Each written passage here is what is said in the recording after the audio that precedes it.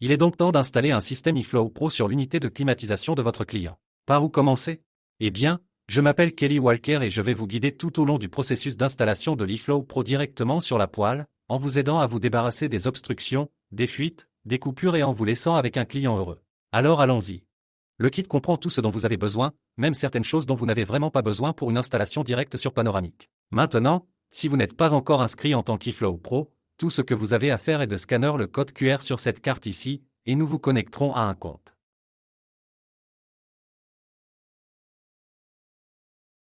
Nous allons d'abord monter le support eFlow.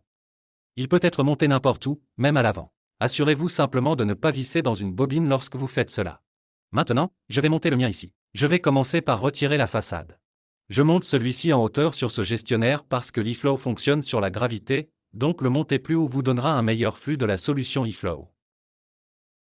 Une vis auto-tarodeuse à tête hexagonale standard fonctionne mieux lorsque vous accrochez l'eFlow sur l'appareil de traitement d'air lui-même. Il suffit d'utiliser la bulle intégrée sur le cintre pour s'assurer qu'il est de niveau. Maintenant, il suffit de glisser l'eFlow sur le support et de comprendre comment nous faisons entrer ce tube dans le manipulateur. Je vais faire le trou juste ici. Il y a deux options dans le kit pour faire passer le tube.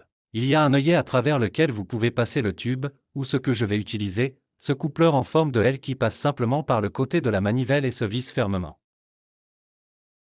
La meilleure façon de faire le trou est d'utiliser un forêt. Allez-y doucement et doucement. J'aime le pulser une fois que je m'approche pour ne pas aller trop loin. Et testez-le en cours de route. Vous pouvez toujours percer le trou plus grand, mais vous ne pouvez pas le réduire à nouveau. Maintenant, il y a deux rondelles en silicone dans le kit. Assurez-vous d'appuyer sur l'un d'eux sur l'extrémité du coupleur à l'extérieur avant de le passer. Maintenant, prenez l'autre rondelle et pressez-la sur le coupleur à l'intérieur, en vous assurant qu'elle est appuyée contre le métal, et pas seulement contre l'installation. Maintenant, tournez l'écrou à la main. J'ai déjà coupé un X dans l'installation où le coupleur est passé, donc je peux m'assurer de le serrer du côté métallique, pas seulement de l'isolant. Pour fixer le tube en silicone au coupleur à l'extérieur, il suffit de le mesurer et de le couper avec une paire de ciseaux ou vos cutters en PVC. Il ne vous reste plus qu'à appuyer le tube sur le coupleur. C'est une bonne idée de vous assurer de le faire passer par-dessus le coupleur aussi loin que possible. Maintenant, faites de même à l'intérieur. J'utilise le morceau de tube que j'ai coupé plus tôt. À ce stade, vous voulez amener l'extrémité du tube au point haut du bac de vidange. Je vais le mettre en haut à l'avant pour que vous puissiez le voir.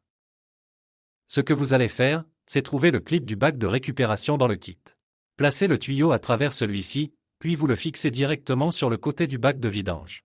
Vous devez le positionner à environ 4 à 5 pouces du bord de la casserole afin que la solution eFlow n'éclabousse pas le bord lorsqu'elle distribue. Un endroit encore meilleur pour le mettre serait au point le plus élevé à l'arrière du bac de récupération, comme vous le voyez ici. Gardez à l'esprit que vous devez maintenir cela à 4 à 5 pouces du bord de la casserole. Mieux encore, il est d'envoyer la solution aux deux parties. Pour ce faire, prenez le tube qui passe à travers l'appareil de traitement d'air et coupez-le de manière à ce qu'il soit centré à l'intérieur de l'appareil de traitement d'air lui-même. Cela garantit un flux uniforme des deux côtés. Fixez maintenant le coupleur en T à l'extrémité du tube et coupez et fixez les tubes allant des deux côtés des bobines. N'oubliez jamais que l'eFlow se passe de gravité, vous devez donc vous assurer que le tube descend la pente, jusqu'au bout, sans pli ni creux dans la conduite. Connectez maintenant le cordon d'alimentation au 24V de l'appareil de traitement de l'air, et le fil du moniteur de l'interrupteur à flotteur à l'aide de la carte de schéma de câblage du kit, et branchez-les sur le côté de l'unité eFlow. À ce stade, l'eFlow est alimenté, mais vous devrez installer les piles fournies comme batterie de secours.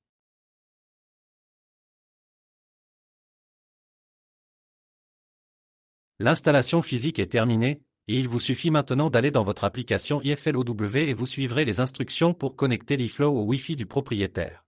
Cette application vous indiquera qu'en scanner le code QR sur la cartouche et l'installer sur l'unité iFLOW.